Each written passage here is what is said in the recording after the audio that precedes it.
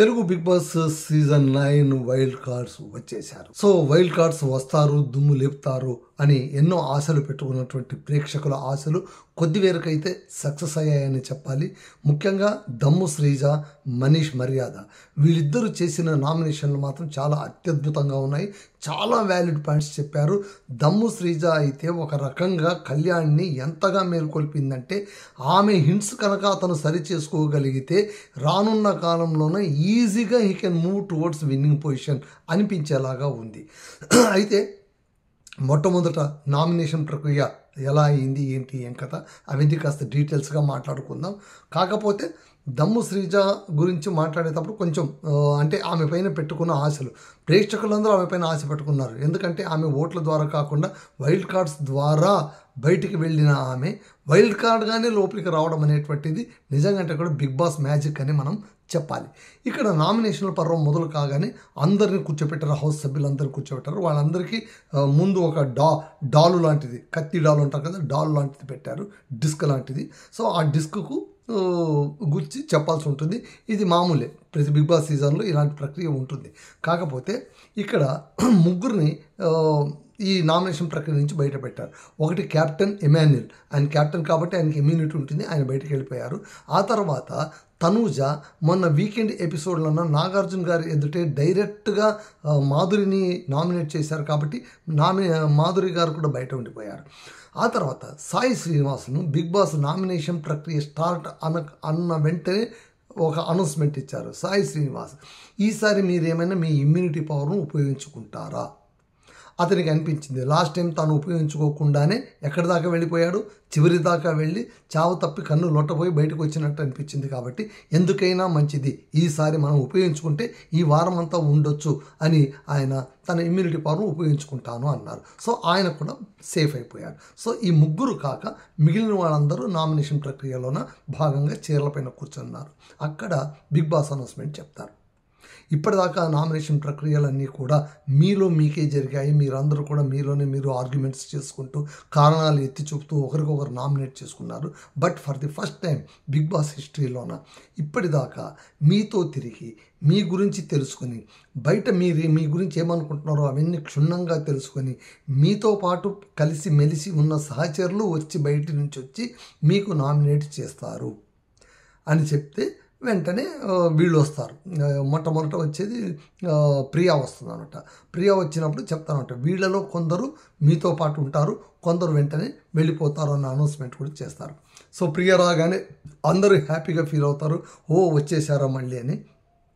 So ప్రియ రాగానే తను మొట్టమొదట నామినేట్ చేసేది సంజనను నామినేట్ చేయడానికి ఆమె చెప్పిన పాయింట్స్ ఓకే. ఎందుకంటే బిగ్ బాస్, నేను అదే చెప్పేది, నామినేషన్ చేసేటప్పుడు కొత్త పాయింట్లు ఏమైనా చెప్తే వినేవాడికి కూడా ఆసక్తిగా ఉంటుంది, చూసేవాళ్ళకి ఆసక్తిగా ఉంటుంది. వీకెండ్ ఎపిసోడ్లోన నాగార్జున గారు సంజన చేత సారీ కూడా చెప్పించుకున్నారు.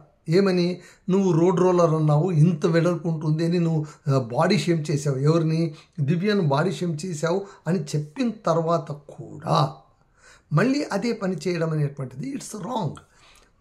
పర్వాలేదు, ఇప్పుడు ఇంట్లో ఉన్న వాళ్ళు ఆ పని చేశారనుకోండి, వాళ్ళకి బయట వేరేది ఏం తెలియదు కాబట్టి వాళ్ళు ఆ పాయింట్ చెప్పారని మనం అనుకోవచ్చు. బయట నుంచి వచ్చినటువంటి ప్రియా తానేదో గొప్పగా కొత్త పాయింట్లు చెప్తుంది అనుకుంటే తను అదే పాయింట్లు చెప్పారని ఆమె అదే చెప్పారు. మీరు బాడీ షేమ్ చేశారు, అది నెంబర్ 1. ఆ తర్వాత క్లాస్ అనే పదాన్ని వాడారు, నేను థర్డ్ క్లాస్ కాదు అని అన్నారు. మళ్ళీ ఏ క్లాస్, క్లాస్ అనేటువంటి పదాన్ని ఇక్కడ తీసుకురావడం, అది మాట కూడా నాగార్జున అన్నారు. క్లాస్ అనే పదం గురించి లేవనెత్తారు, బాడీ షేమింగ్ గురించి లేవనెత్తారు, ఈ రెంట్కి సంబంధించి సారీ చెప్పించుకున్నారు. మళ్ళీ ఇంత అయిన తర్వాత అక్కడ ఆల్రెడీ హోస్ట్ పనిష్మెంట్ ఇచ్చిన పాయింట్ని మళ్ళీ పదే పదే లేవనెత్తడంలోన అర్థం ఏముంటుంది? సో ఈ రకంగా చూసుకుంటే ప్రియా పెద్దగా ఏమో కొత్త పాయింట్ చెప్తుందని మేము ఆశించినంతగా ఏమో చెప్పలేదని నాకైతే అనిపించింది. సో ఇవి రెండు చెప్పింది అనమాట. చెప్పి మీరు ఆట సరిగా ఆడట్లేదు, మీరు సరిగా ఇది చేయట్లేదు, మీరు చాలా ఛాన్సెస్ తీసుకుంటున్నారు, క్లాస్ అని మాట్లాడుతున్నారు, మీ నోటికి ఇది ఉండట్లేదు, ఎలా పడితే అలా మాట్లాడుతుంటున్నారు, అది ఇదని చెప్పి ఆమెను నామినేట్ చేసేస్తారు.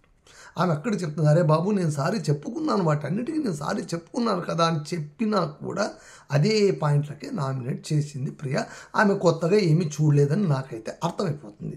అసలు సంజన నామినేషన్ తీసుకోవడమే ఆమె కొద్దిగా అటు ఇటుగా కొంచెం రాంగ్ చాయిస్ తీసుకునిందేమో అనిపిస్తుంది. ఎందుకంటే ఇంట్లో గొడవలు అవుతున్నది, ఆ తర్వాత గొడవలు చేస్తున్నది వాళ్ళని కదా నువ్వు నామినేట్ చేయాల్సింది. ఈమె ఓకే, ఈమె దొంగతనం చేసింది, ఈమె నోట్లు కూడా దొంగతనం చేశారుగా. ఈమె నోట్లను కూడా సుమన్ శెట్టి దొంగతనం చేశాడు, క్యాప్టెన్గా ఉండి కూడా దొంగతనం చేశాడు. ఆయనేమో రాబిన్ హుడ్ అన్నారు, ఈమెనేమో 420 అన్నారు, ఎందుకంటే కోడిగుడ్డు దొంగతనం చేసింది కదా అని. సరే అవన్నీ పక్కన పెట్టేద్దాం. ఎవరి ఆలోచనలు వాళ్ళకు ఉంటాయి, ఎవరి దృక్పథం వాళ్ళకు ఉంటుంది, అది పక్కన పెట్టేస్తే సరే తానైతే నామినేట్ చేసింది. ఆ తర్వాత 2 కత్తులు ఉంటాయి వాళ్ళ చేతిలో. ఒకటేమో వాళ్ళు నామినేట్ చేయాలి, రెండవది తనకు నచ్చిన వాళ్ళకు నామినేషన్ పవర్ ఇవ్వాలి.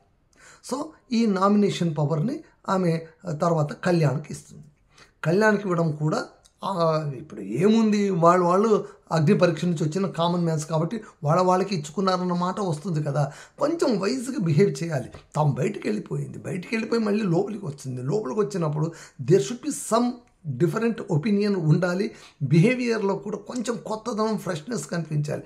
మళ్ళీ తీసుకుపోయి కళ్యాణ్కి ఇచ్చినట్టే మనం బరంపురం అన్నట్టుగానే నాకు అనిపించింది. సరే కళ్యాణ్ తీసుకున్నాడు, నేరుగా వెళ్ళి రాముకు నామినేట్ చేశాడు. రాముకు నామినేట్ చేసినప్పుడు నువ్వు ఆట సరిగా ఆడలేదు, అది ఇది, నువ్వు కనిపించలేదు ఇంట్లోన, ఆ తర్వాత నీ డబ్బులు మొత్తం కూడా వేరే వాళ్ళకి ఇచ్చేసావు, అది ఇది అంటే ఆయన అదే చెప్తాడు, అవును నిజము, నేను ఎలాగో ఓడిపోతానని నేను పక్కన వాడికి ఇచ్చాను, ఇస్తే తప్పేముంది, కంటెండర్లో అది ఇది అంటే అవును నేను కంటెండర్ని, నువ్వు కంటెండర్ని, కానీ నువ్వేం కెప్టెన్ కాలేదు కదా, నువ్వు కెప్టెన్ అయ్యావా, కాలేదు కదా అని అంటే కనుక దానికి మళ్ళీ కళ్యాణ్ దగ్గర అంటే కళ్యాణ్ ఎప్పుడు నామినేషన్ చేసినా కూడా సరైన కారణాలు చెప్పట్లేదని మరోసారి స్పష్టమైంది. సో రామును అతను నామినేట్ చేశాడు, అక్కడితో అయిపోయింది. ప్రియాను వెంటనే పిలిచేశారు, బయటికి వెళ్ళిపోయింది ఆమె వెళ్ళిన తర్వాత మనీష్ మర్యాద వస్తాడు.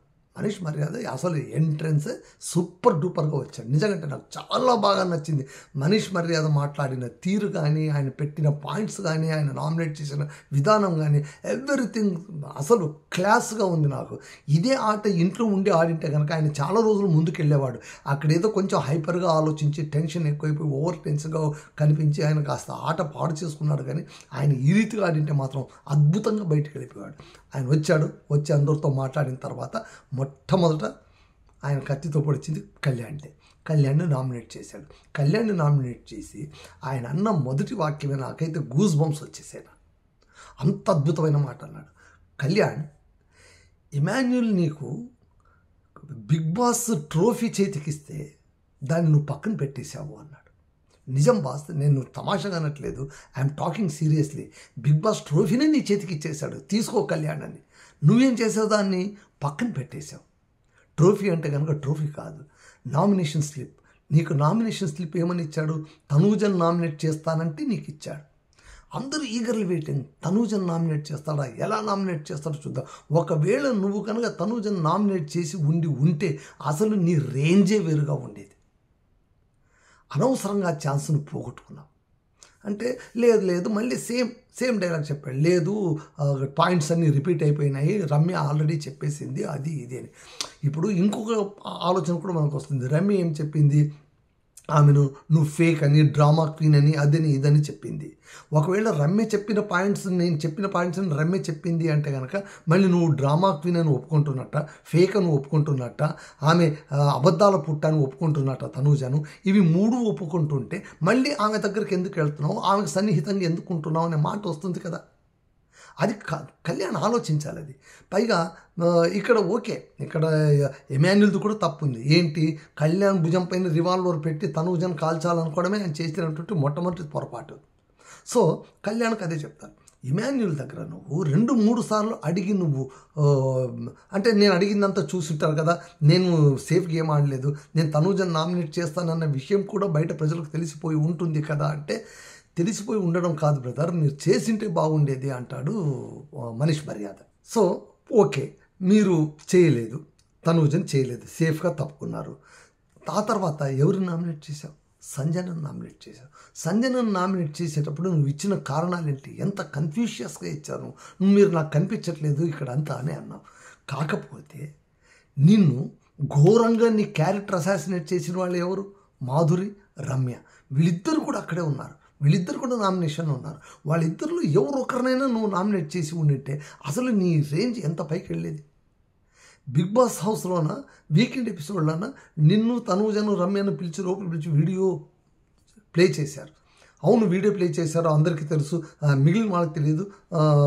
అక్కడ ఆమె ఒప్పుకునింది అది ఇది అంటే ఆమె ఒప్పుకోవడం కాదు బాస్. అక్కడ ఎంతమంది బయట చూసింటారు. 80% నువ్వు చేస్తున్నది రాంగ్ పోర్ట్రే అయిందని పబ్లికే అనుకుంటున్న సమయంలోన నీకు అవకాశం వచ్చినప్పుడు I'm eagerly waiting out side నుంచి నువ్వు ఎవరికి ఓటు చేస్తావా చూద్దామని. కానీ చేజేతలో దాన్ని పోగొట్టుకుని రమ్యకు నామినేట్ చేయకుండా, మాధురిని నామినేట్ చేయకుండా, తనూజను నామినేట్ చేయకుండా సేఫ్ గేమ్ ఆడిపోయి సంజనను నామినేట్ చేశావు. ఇది నువ్వు చేసిన అత్యంత పెద్ద బ్లండర్. నీ చేతికి వచ్చినటువంటి కప్పును నువ్వు చేజార్చుకున్నావు. అసలు ఈ ప్రక్రియ కనుక జరిగి ఉండింటే సెకండ్ హాఫ్ నీ ఆట తీరే మారిపోయి ఉండేదని మనీష్ మర్యాద ఏదైతే చెప్పాడో దట్ ఈస్ 110% కరెక్ట్. 100% నిజం. అద్భుతంగా చెప్పాడు. చెప్పిన తర్వాత ఒక నామినేట్ అయిపోయింది.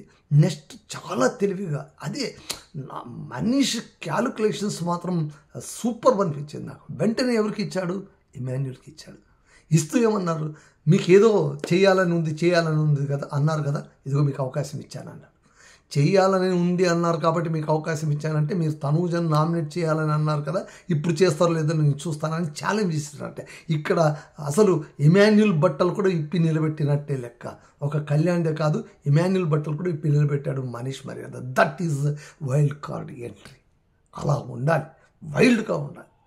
వెంటనే ఇంక ఇమాన్యుల్ వేరే చేసేది లేక తీసుకొని పోయి తనూజకు పొడిచాడు. పొడవక తప్పని పరిస్థితి కల్పించాడు మనీష్. That's good thing.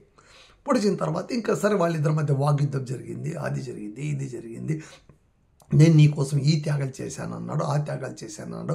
మళ్ళీ అయేషా టాపిక్ తీసుకొచ్చాడు. అయేషా టాపిక్ నువ్వు ఎట్లా ఫ్లిప్ అయిపోతావు అది ఇది అంటే దానికి ఆమె చెప్తుంది, నేను నా గేమ్ నేను ఆడాను, నా వంతుగా నేను ఆడాను, నేను ఎవరు సహాయం కోరలేదు, అది ఇది నా సహాయం కోరావు, నువ్వు లేకపోతే కనుక ఈ ఇంట్లో నాకు తోడుగా ఉండేది నువ్వు ఒకడు అని అన్నావు. మరుసటి రోజు భరణి పేరు చెప్పావంటే హెల్ప్ చేయడం వేరు, తోడుగా ఉండడం వేరు అని డిఫరెంట్ ఒపీనియన్ చెప్పడానికి ప్రయత్నించింది. ఇక్కడైతే తనూజ చాలా పక్కాగా దొరికిపోయింది. అదైతే వాస్తవం.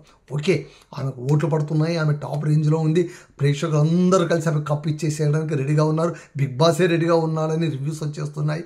What ever it may be, Tanuja winner కావచ్చు కాక, నో మ్యాటర్. బట్ ఇక్కడైతే మాత్రం ఆమె ఆడుతున్న ఆట రంగు కొద్దిగా బయటపడిపోయింది అనమాట. సో ఆ విధంగా తనూజను నామినేట్ చేశాడు ఇమాన్యుల్. అనుకున్న పని అయిపోయింది. గత వారం కావాల్సింది ఈ వారం అయింది. ఆమె సేఫ్ అవుతుంది, ఆమె ఓడిపోతుందో ఆమె ఇంటికి పోతుందో అని కాదు, బట్ ఆమె నామినేట్ చేస్తే తప్ప కొంతమంది ఆమెకు డిసిడెంట్స్గా ఉంటారు కదా, వాళ్ళు ఖచ్చితంగా ఆమెకు ఓటు వేయరు. అందరూ 100% ఓటు వేయడానికి ఆమెమి దేవతామూర్తి కాదు కదా. ఆమెకు ఒక 10%, 20% నెగిటివ్ ఓటు వస్తుంటాయి. ఆ నెగిటివ్ ఓట్స్ గ్యారెంటీ పడాలి. నేను అదే చెప్పింది, నెగిటివ్ పడాలి, పాజిటివ్ పడాలి. వీటన్నిటినీ ఈ హీట్ను మొత్తం దాటుకొని వెళ్ళి నువ్వు కప్పు కొడితే కదా నీ కప్పుకు వాల్యూ ఉండేది అని నేను అనేది. సో ఈ విధంగా ఆమెకు ఆ దెబ్బ అయితే పడిపోయింది. నెక్స్ట్ మనీషా మర్యాద తర్వాత ఫ్లోరా వస్తుంది. ఫ్లోరా వచ్చి ఆమె ఇంకా ఫ్లోరా తను రీతుని నామినేట్ చేస్తుంది. రీతుని నామినేట్ చేసినప్పుడు ఆమె చెప్పేవన్నీ కూడా అలాగే చెప్తుంది అనమాట. ఏంటి, నువ్వు సేఫ్ గేమ్ ఆడతావు అంటే ఆమె కొన్ని కారణాలు బాగా చెప్పింది. ఏంటంటే తనూజ పడిపోయిద్దని కంగారుతో కళ్యాణ్ అక్కడ వెక్కి ఏడుస్తూ ఉంటే నువ్వు పక్కన నిలబడి నవ్వుతూ ఉన్నావు. మళ్ళీ అది ఇట్స్ ఏ కీన్ అబ్జర్వేషన్.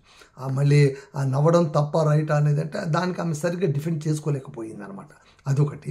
ఆ తర్వాత ప్రతి ఒక్క దాంట్లో నువ్వు చాలా క్యాజువల్గా ఉన్నావు, నువ్వు పవన్ పైన డిపెండ్ అయినావు, పవన్కు నువ్వు లవ్ ట్రాక్ నడిపిస్తున్నావు నువ్వు, అది ఇది అని అంతా చెప్పింది. ఇవన్నీ కూడా పాత కారణాలే.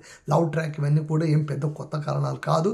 ఆమె డిఫెండ్ చేసుకున్నా చేసుకోకపోయినా ఆమె ముందుకు వెళ్ళిపోతుంది. ఆమె ఖచ్చితంగా డిపెండ్ అయ్యి ఆట ఆడుతోందని కొన్నిసార్లు కనిపిస్తున్నాయి. కొత్త పాయింట్లు ఏం కాదు, ఇదొకటి కొత్త పాయింట్ ఆమె చెప్పింది అనమాట. ఆ తర్వాత దాన్ని తీసుకుని వెళ్ళి సుమన్ శెట్టికి ఇచ్చింది. సుమన్ శెట్టి తీసుకెళ్ళి ఎవరికి పొడిచాడు? సంజనకు పొడిచాడు. పొడిచి నువ్వు అలా చేసావు, ఇలా చేసావు, నువ్వు నన్ను తొక్కలో క్యాప్టెన్ అని అంటావా నువ్వు? ఆ పదం మొదట తెలియదు. నేను చెప్తాను చెప్పి చివరిలో గుర్తుకొచ్చి చెప్పాడు అనమాట. అంటే ఏంటి, ఆ చెత్తబుట్ట తీసుకొని వచ్చి డ్రెస్సింగ్ రూమ్లో పెట్టాను. ఎలా పెడతాను? అందరూ అక్కడ డ్రెస్ చేసుకున్న సందర్భంలో చెత్తబుట్టని తెచ్చి ఎట్లా పెడతారు మీరు? ఆ మాత్రం తెలియదా? ఇంత నాన్ కోఆపరేటివ్గా ఉంటావా? అది ఇది అలా ఇలా అంత దులిపేసిన తర్వాత చివరికి లేదన్నా నేను సారీ చెప్పాను కదన్నా, నేను సారీ చెప్తే సరిపోతుందా? నువ్వు చేసే పని చేసేసి సారీ చెప్పేస్తావా? ఆ సారీ నేను యాక్సెప్ట్ చేయాలా అని తిరుగు కోసం వేసి తొక్కలో క్యాప్టెన్ అని అంటావు. నువ్వు ఎవరు తొక్కలో క్యాప్టెన్? అది ఇది డోంట్ డిస్క్ అని ఎగిరి ఆమెను నామినేట్ చేసేస్తాను. సో ఫ్లోరా వెళ్ళిపోతుంది. ఆ తర్వాత సంజన వస్తుంది. సంజన వచ్చింది, బాగానే చేసింది, కానీ ఆమె కొంచెం ఈ ఓవర్ తగ్గించుకోలేదు. ఇప్పుడు ఆమెకు ఫైర్ బ్రాండ్ అని పేరుంది, బయటికి వెళ్ళిపోయింది, అన్యాయమని అందరూ కేకలు పెట్టారు, అందరూ ఆమె తరఫున నిలబడారు. నేను కూడా ఆమె తరఫున ఒక వీడియో చేశాను. ఇట్స్ ఆల్ గుడ్, బట్ ఎక్కడ మాట్లాడాలి, ఎంత మాట్లాడాలి, ఎక్కడ మనం ఇంటర్ఫియర్ కావాలి, ఇంకా ఈ బ్రేకులు ఇంకా సరిగ్గా బండికి ఇంకా ఫిక్స్ అయినట్టు లేదు. బయటికి వెళ్ళి వచ్చినా కూడా బ్రేకులు అలాగే లూజ్గానే ఉన్నాయి. రాగానే మాధురి పైన పడిపోయింది. నిన్ను మాస్ మాధురి అనాలా, మాధురి అనాలా, రాజు అనాలా, ఏమనాలి అని. సరే నీకు కోపం ఉందమ్మా, నీకు కోపం లేదని కాదు, కానీ దాన్ని సరైన టైంలో ప్రదర్శించాలి కదా, అప్పుడే కదా మజా వచ్చేది. ఇంకా ఆమె ఇట్లా మాట్లాడుతుంటే వాళ్ళిద్దరి మధ్య వాగ్యుద్ధం జరుగుతూ ఉంటే బిగ్ బాసే కల్పించుకున్నాడు, నువ్వు బిగ్ బాస్ హౌస్లో దేనికి వచ్చావో ఆ పని చేస్తే చాలు అన్నాడు. ఈ చివాట్లు చాలు కదా, ఈ చివాట్లు నీకు అవసరమా? కొంచెం పద్ధతిగా ఉండు. నీ పైన ఎన్ని ఆశలు పెట్టుకున్నారు అందరూ, మేము కూడా ఆశలు పెట్టుకున్నాం, నువ్వు వస్తే ఆట లేస్తుందేమోనని. ఆ తర్వాత కళ్యాణ్కు నామినేట్ చేసింది. కళ్యాణ్కు నామినేట్ చేసి అస్సలు డైరెక్ట్గా నీవు అమ్మాయిల పిచ్చోడివా, అమ్మాయిల పైన చేతులు వేస్తూ ఉంటావా, నీ క్యారెక్టర్ ఇదేనా అంటే కాదు. మళ్ళీ కాదు అన్నప్పుడు నీ క్యారెక్టర్ అసాసినేట్ జరుగుతూ ఉంటే నువ్వు ఏం చేసావురా? నువ్వు పోయి సంజనకు నామినేట్ చేస్తావా అని రమ్యను, ఆ తర్వాత వీళ్ళను నువ్వు ఎట్లా నామినేట్ చేయకుండా ఎలా వదిలేసావు? తనూజను నామినేట్ చేస్తానని ఎలా ఫ్లిప్ అయిపోయావు నువ్వు? అది ఇది అట్లా ఇట్లా మాట్లాడి తనూజ కూడా చెప్తుంది అనమాట, నువ్వు అన్నీ సేఫ్ గేమ్లే ఆడినావు, నువ్వు సపోర్ట్ లేకుండా ఆడిన ఒక్క గేమ్ నాకు చూపించాను, వరుసగా 6 గేమ్లు చెప్తుంది అనమాట. That is brilliant. దానికి ఆన్సరే లేదు, తనూజ నుంచి దానికి ఆన్సరే లేదు. ఆ తర్వాత మళ్ళీ వీడిని వేసుకుంటుంది. ఆ తర్వాత మాధురి వాళ్ళు 2 చేతులు కలిస్తే చప్పట్లు అది ఇది అని అంటే కనుక నువ్వేం చేశావు? వీడియో కూడా చూపించారు. ఆ వీడియో చూసింది మీరు ముగ్గురే కాదురా నాయన, బయట కొన్ని లక్షల మంది చూశారు. వాళ్ళ మనసులో ఆల్రెడీ ఒక ఐడియా పోర్ట్రే అయిపోయి ఉంటుంది. కనీసం దాన్ని డినే చేయడానికన్నా నువ్వు చేయాల్సి ఉండేది కదా, నువ్వు ఎందుకు చేయలేదు అని బాగా వేసిందనమాట, దెబ్బేసిన తర్వాత నువ్వు ఎంతైనా నువ్వు ఇది చేసింది తప్పు అని కళ్యాణ్ని బరాబర్గా చెప్పి, ఇలా నువ్వు చేస్తూ పోతే నువ్వు కప్పు కాదు కదా, ఏమీ గెలుచుకోలేవు అని చెప్పేసి తర్వాత నామినేషన్ పవర్ మాధురికి ఇస్తుంది వ్యంగ్యంగా. నువ్వు బంధాలు వాటన్నిటికీ అతీతం అన్నారు కదా, చూద్దాం ఎవరు నామినేట్ చేస్తారు అని ఇస్తే ఆమె తీసుకెళ్ళి రీతును నామినేట్ చేసింది. రీతును నామినేట్ చేసినప్పుడు మళ్ళీ అవే పాత కారణాలు చెప్పింది. పెద్దగా ఇంట్రెస్ట్ అనిపించలేదు. ఇద్దరి మధ్య చాలా నోరు పెరిగిపోయింది, అంత అనవసరమైంది. ఓకే, కొద్దిగా హీట్ టేకప్ అయిపోయింది. సో అక్కడితో ఆమెను కూడా పంపించేశారు. ఈరోజు నామినేషన్ ఘట్టం ఇంతటితో ముగిసింది. రేపు కొనసాగుతుంది. మరి కొంతమంది రేపు భరణి, మిగిలిన వాళ్ళు వస్తారు. మళ్ళీ భరణి, సృష్టి ఇద్దరు వస్తారు. మళ్ళీ వాళ్ళు ఇద్దరు వచ్చినప్పుడు ఎవరన్నా మాస్ మ్యాన్ కూడా రావాల్సి ఉండింది. బట్ ఆయన ఎందుకో నేను రాను అని ఏదో డినే చేశాడని బయట వార్తలు వినిపిస్తున్నాయి. చూద్దాం ఆయన వస్తాడో లేదో చూద్దాం. ఇదండి ఇవాళ తెలుగు బిగ్ బాస్ రివ్యూ. మొత్తానికి వైల్డ్ కార్డ్స్ వచ్చారు, వైల్డ్గా వచ్చారు, చెప్పవలసింది చెప్పారు, ఘాటుగా చెప్పారు. ఇన్నాళ్ళకు ఇంట్లోనూ కొంచెం ఘాటెక్కిన వాతావరణం కనిపించింది. Thanks to wild cards. This is Ramdukam Masood signing off.